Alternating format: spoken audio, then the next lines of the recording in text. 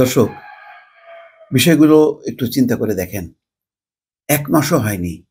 কি আকাশ পাতাল একটা পার্থক্য।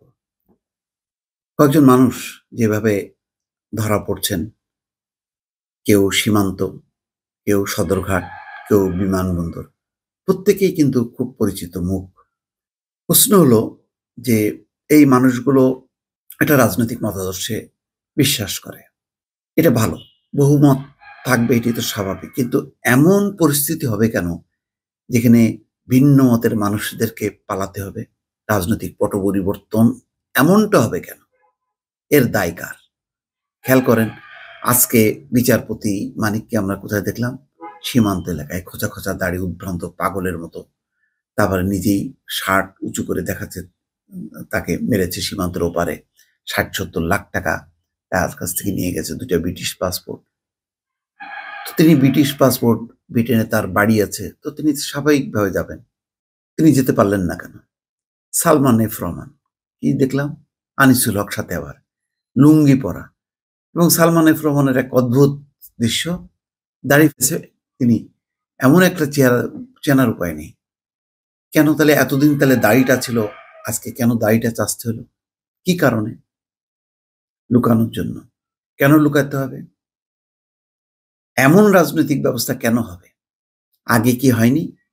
আওয়ামী লীগ ক্ষমতায় এসছে, ক্ষমতায় গেছে, বিএনপি ক্ষমতায় এসে ক্ষমতা থেকে চলে গেছে। কিন্তু এই বিপর্যয়টা কেন হলো? এই কথা ভেবেছেন?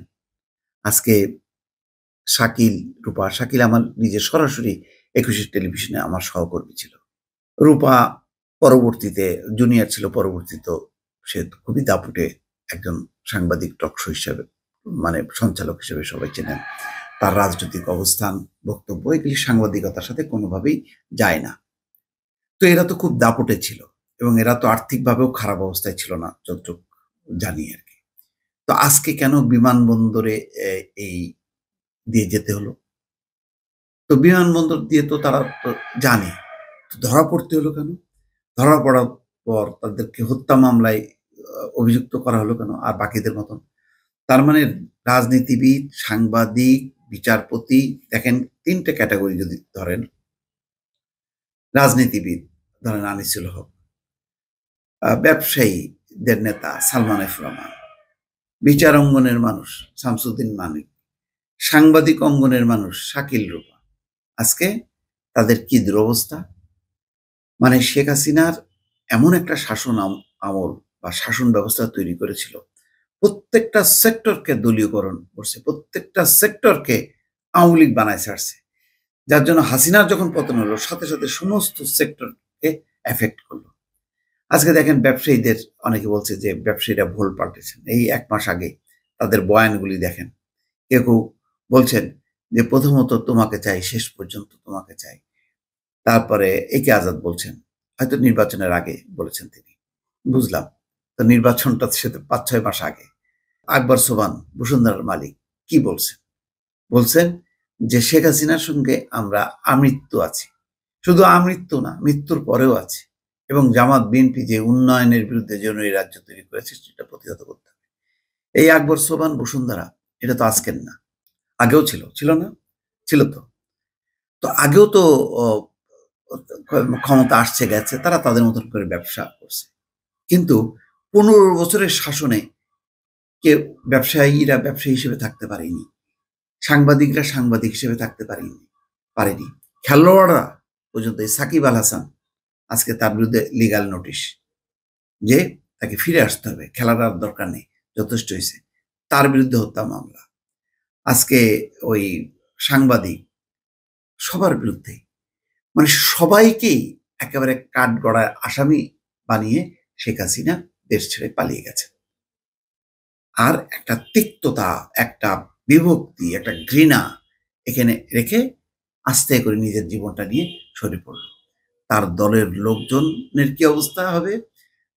মানে কুকুরের মতন মার খাচ্ছে বিভিন্ন জায়গায়। কয়েকটা ভিডিও দেখলাম তো। মানে সেনাবাহিনীও তাদেরকে বাঁচাতে পারছে না। তার মধ্যে যে চড়-থাপ্পড়, কিল-ঘুষি মারছে।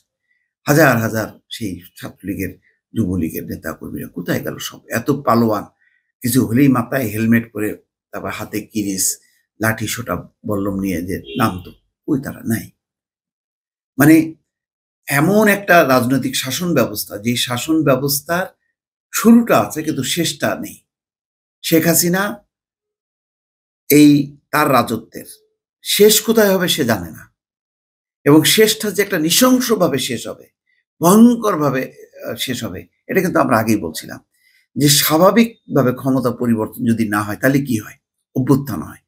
দুইটা অভ্যুত্থান হয়, হয় সামরিক অভ্যুত্থান হয়, না হয় হচ্ছে গণ অভ্যুত্থান হয়। তো ভাগ্য ভালো যে সামরিক অভ্যুত্থান হয়নি। সামরিক অভ্যুত্থান হলে তার জীবন সাথে সাথেই চলে যেত, আর একটা 15ই আগস্ট হতো। হয়েছে গণ অভ্যুত্থান। তো গণ অভ্যুত্থানের এই যে টেস্টটা, মাত্রাটাও কিন্তু কম না, এবং তার বলে দেখেন আজকে মানে সব তছনছ হয়ে গেছে। এবং শেখ হাসিনার যে পুরো রাজত্ব, 15 বছরের যে রাজত্ব, সেই রাজত্বটা যে একটা ফাঁপা বেলুন হঠাৎ করে চুপসে গেল, নাই, মাঠ থেকে কেউ নেই। এই যে এখন বন্যার্তদের যে সহযোগিতা করছে, কারা সহযোগিতা? সাধারণ মানুষ, শিক্ষার্থীরা, কোথাও নেই আজকে। তার পতনের পর, 5ই আগস্টের পতনের পর 15ই আগস্ট কোথায়? আওয়ামী লীগ নাই। 21শে আগস্ট যে নির্মম ঘটনা আওয়ামী লীগের উপর সংঘটিত হয়েছিল, আজকে সেটির জন্য অশ্রুপাত করার মতন আওয়ামী লীগের 2জন কর্মী নাই রাজপথে। কেউ প্রকাশ্যে বলতে পারছে না যে আওয়ামী লীগ করি, আজকে 21শে আগস্ট আমি একটু কাঁদবো। কান্নার মতন সাহস নাই কারো। 15ই আগস্ট রোকেয়া প্রাচী সহ কয়েকজন একটু চেষ্টা করেছিল, ওইটুকুই। তারা তো সরাসরি আর ওইভাবে আওয়ামী লীগ না। আওয়ামী লীগ কই?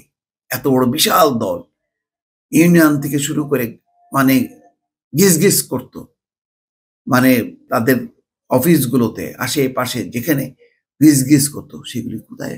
হাওয়া হয়ে গেল। এটা শেখ হাসিনার জীবনে এই তার সফলতা। আজকে আওয়ামী লীগ কোথায়?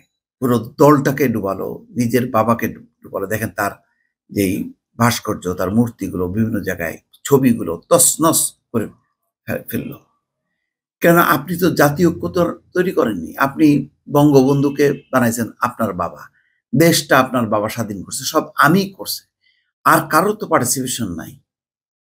এবং এমন একটা শাসন ব্যবস্থা, যে শাসন ব্যবস্থায় 5% লোক আপনাকে সাপোর্ট করে না, 95% আপনার বিপক্ষে।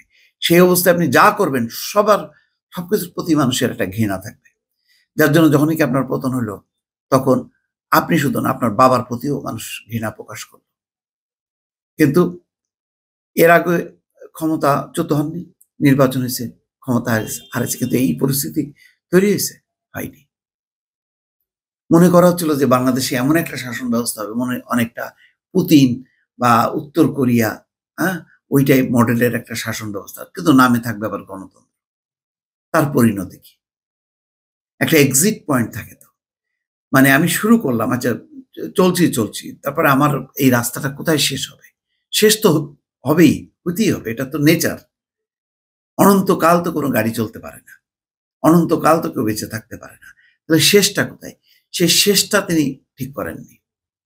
তার এই শাসন ব্যবস্থার শেষ কিভাবে হবে, কিভাবে একটা পট পরিবর্তন হবে, সেই রাস্তাটা তিনি অবরুদ্ধ রাখাতে আজকে এই বিপর্যয়। আপনি পানির প্রবল স্রোত, আপনি এটা বাদ দিলেন, তা আপনি মানে কতক্ষণ রাখবেন? একসময় তো যদি ওই পানি নিষ্কাশনের আপনি ব্যবস্থা যদি না করেন, তাহলে তো ধাক্কা দিয়ে তো আপনার ওই বাঁধ ভেঙে যাবে। আজকে আপনি একটা বালুর বাঁধ দিয়ে আপনি একটা শাসন ব্যবস্থা তৈরি করছিলেন, যখন কি চাপ আসলো একদম উড়ে চলে গেল। কি লাভ হলো?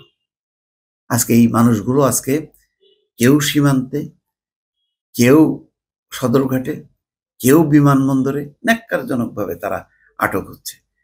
এই কি চোর ডাকাত জঙ্গিদের মতন দেখা যাচ্ছে যে মাথায় হেলমেট, তারপরে পুলিশের বুলেট জ্যাকেট পরে তারা আদালতে হাজির হচ্ছেন।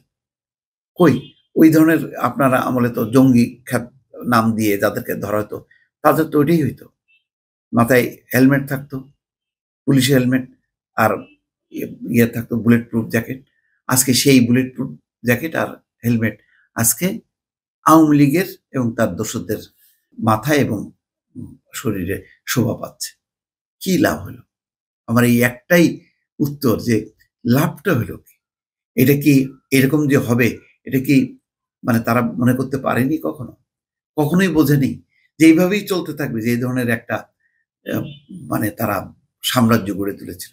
এই সাম্রাজ্যের পেছনে যদি মানুষের সমর্থন না থাকে তাহলে যে এটা টেকে না, বালির বাঁধের মতন যে উড়ে যায়, এটা কি তারা বুঝতে পারেনি? বারবার দর্শক এই সমস্ত ঘটনা দেখছি আর সেগুলোই মনে হচ্ছে। ভালো থাকবেন। আল্লাহ হাফেজ।